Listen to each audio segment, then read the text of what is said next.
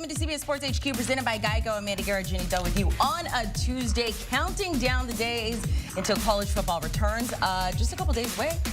Our schedules are about to get real busy. I'm already looking at airlines and stuff like that. This is the last summer dress that I'll be wearing because I'm really excited about bringing black back. Bringing that black back. Right. Here's what is so exciting. We have an amazing show coming up for you. We're going to go through wide receiver tiers when it comes to fantasy football.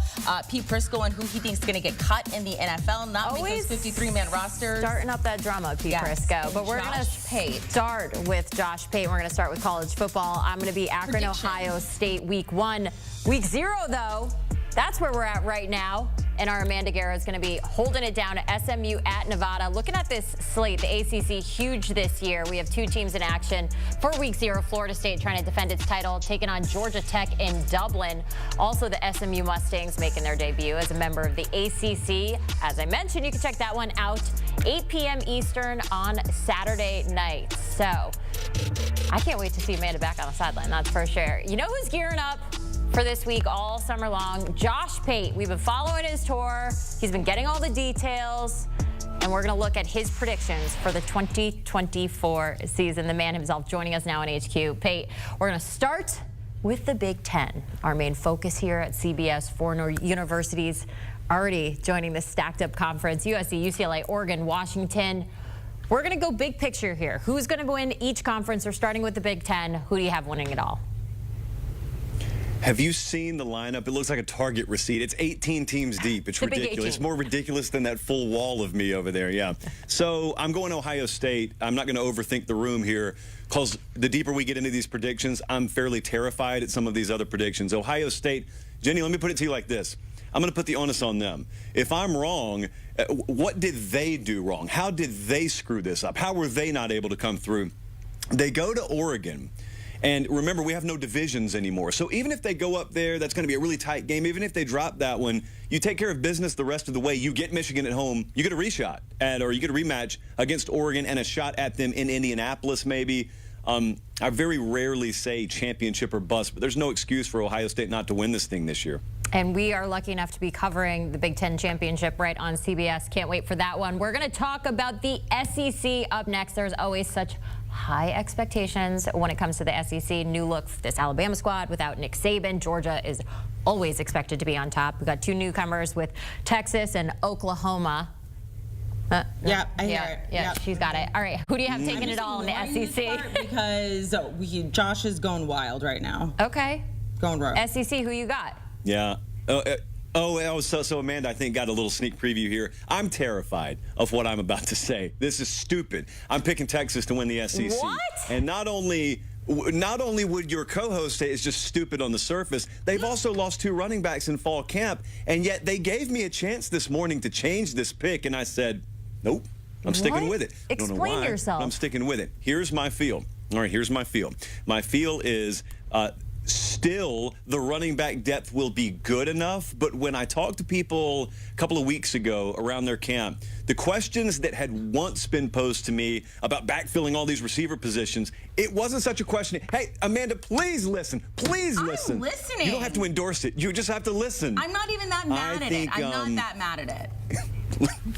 Let me not say I think. I hope that Texas is able to get to Atlanta, and if they get there, then I have actual less concern, because if they get there, that means all these other concerns weren't that big a deal.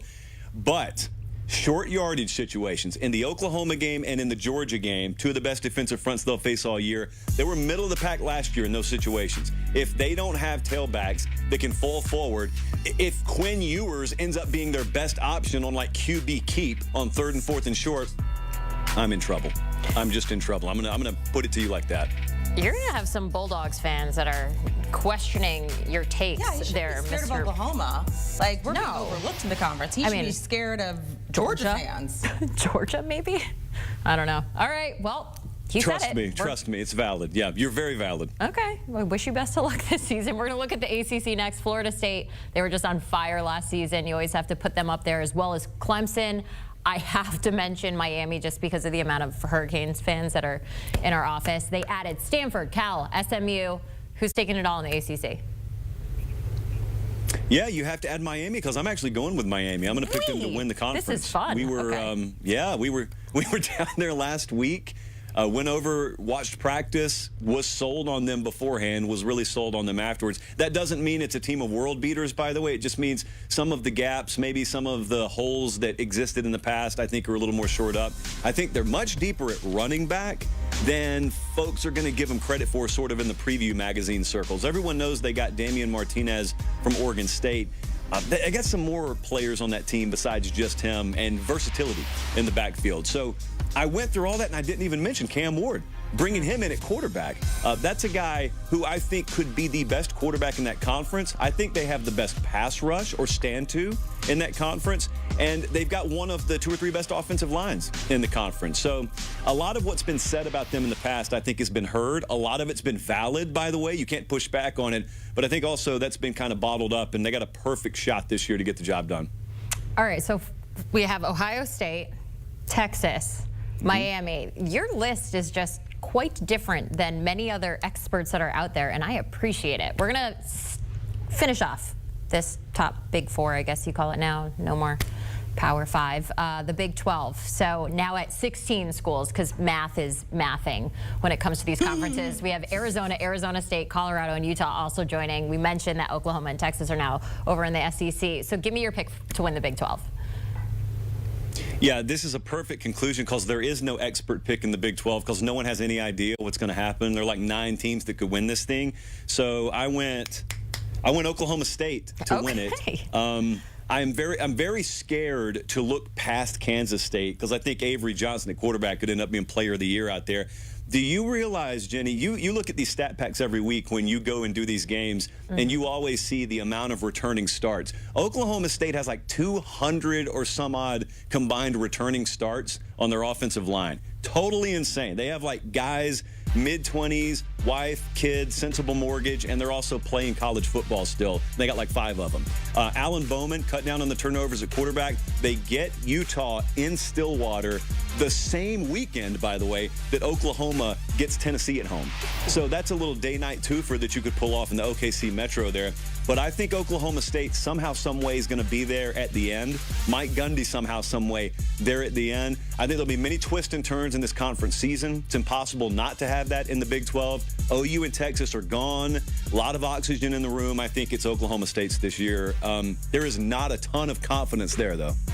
We're not going from Norman to Stillwater. Like, that's not going to happen in a day. You could. No, it's not going to happen. Why? Because we don't want to. Okay, all right. Amanda does not like that idea. I think it's great, but okay. So right now, Ohio State, Texas, Miami, OK State, if that's the way that it plays out, those 4 teams will automatically be in the college football playoffs with this new expanded playoff system, going from 4 to 12 teams. The winner of those 4 conferences, they get the automatic bids, first-round buys. The rest is chosen by the College Football Playoff Committee with some stipulations. One of them being a Group of 5 program must be represented. So with that said, which Group of 5 team do you have circled to make the playoffs? Okay, let it be on the record. I hate this. I hate auto inclusion just for the sake of auto inclusion. I want you to earn your way. Liberty does not play a Power 4 team this year. But because of that, Liberty will probably win all of their games. They'll probably be ranked insanely high. I think they'll be the highest rated G5 champion. And as a result, like you just laid out, that means they get an auto bid. And that's going to lead to this whole thing, Jenny, of them probably playing the 5 seed. The 5 seed's probably a loser of the SEC title game or like a loser of the Big Ten title game. So you could have like an Alabama, Georgia, or an Oregon, Ohio State, and they draw a G5 team in the first round. They'll probably then play the lowest rated conference champ in the second round, which is the Big 12 champ. So we could have like randomly Oregon drawing Liberty round 1, Oklahoma State round 2, and people are going to look around and say, Oregon played like a couple of tougher games this year in the regular season than they are the first 2 rounds of the playoff. Is that how this works? And the answer is yes. That's how this is going to work. So you are very much against that aspect of this new college football playoff system, clearly? You just think it should be the best 12? I hate it for competitive reasons. Okay. Sure. Well, I do. I'm of the Nick Saban philosophy on that. But also, look, I would encourage people to understand this system is only in place for 2 years, and then they're going to reassess. They have what is called a look-in clause. And so I don't know if it'll ever be baked in long-term for the G5, and yet they lean on it for their very existence.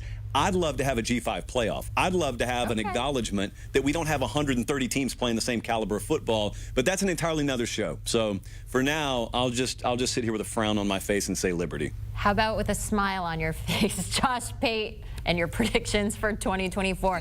That is probably a show that exists on The Late Kick, I'm sure, and if not, it'll be coming up. So check out The Late Kick with Josh Pate, his latest episodes, the biggest games and boldest predictions for the 2024 season.